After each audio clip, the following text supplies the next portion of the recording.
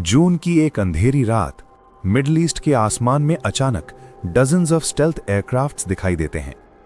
कुछ ही घंटों में दुनिया को एक शॉकिंग खबर मिलती है। This is a special broadcast. We are receiving confirmed reports that the supreme leader is dead. Iran के सुप्रीम लीडर और टॉप मिलिट्री कमांडर्स एक हाईली कोऑर्डिनेटेड एयर स्ट्राइक में मारे जा चुके हैं और रिपोर्ट्स के मुताबिक इस ऑपरेशन के पीछे थे इजराइल और यूनाइटेड स्टेट्स।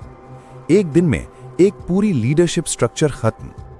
पर सवाल यह है, क्या यह विक्ट्री थी या एक ग्लोबल डिजास्टर की शुरुआत? इस ऑपरेशन को पॉसिबल बनाया एक नाम ने, मोसाद। रिपोर्ट्स के मुताबिक मोसाद ने सालों तक ईरान के अंदर डीप इंटेलिजेंस नेटवर्क बिल्ड किया था। उन्होंने मिलिट्री बंकर्स, लीडरशिप हाइडआउट्स और सीक्रेट टनल्स का एग्जैक्ट मैप तैयार किया। जब स्ट्राइक हुई, प्रिसिजन बंकर बस्टर बॉम्ब्स ने सिर्फ बिल्डिंग्स नहीं बल्कि पूरी कमांड चेन को डिस्ट्रॉय कर दिया। एक ही दिन में ईरान की पॉलिटिकल और मिलिट्री लीडरशिप कोलैप्स हो गई।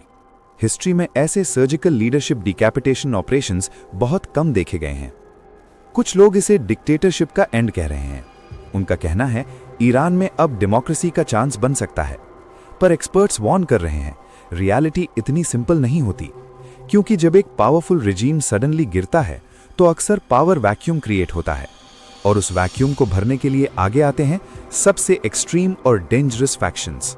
ऐसा अफगानिस्तान में हुआ, इराक में हुआ, लिबिया में हुआ, और अब दुनिया को डर है, क्या ईरान भी सेम पाथ पर चल पड़ेगा?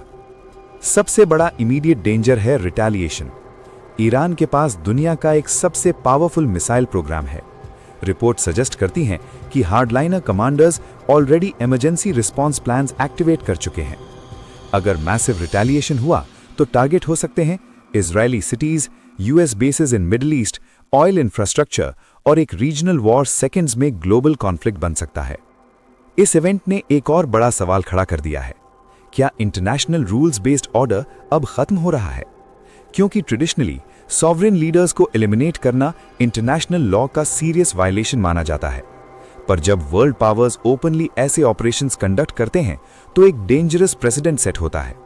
अब हर पावरफुल कंट्री सोच सकती है, why follow rules when force works faster? और इसी वजह से एनालिस्ट्स कह रहे हैं, ये सिर्फ एक स्ट्राइक नहीं थी, ये ग्लोबल सिस्टम के लिए टर्निंग पॉइंट है। सबसे इंपॉर्टेंट क्वेश्चन, इसका इंपैक्ट इंडिया पर क्या होगा?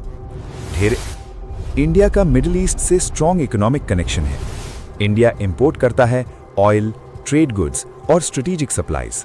अगर रीजन अनस्टेबल होता है तो फ्यूल प्राइसेस स्काई रॉकेट कर सकते हैं, ग्लोबल ट्रेड रूट्स डिसरप्ट हो सकते हैं और जियोपॉलिटिकली इंडिया को बैलेंस मेंटेन करना और भी डिफिकल्ट हो जाएगा। हिस्ट्री में डिक्टेटर्स गिरते रहे हैं, पर हर फॉल के बाद पीस नहीं आता। कभी कभी एक रिजीम का एंड एक और ज्यादा डेंजरस एरा की शुरुआत होता है।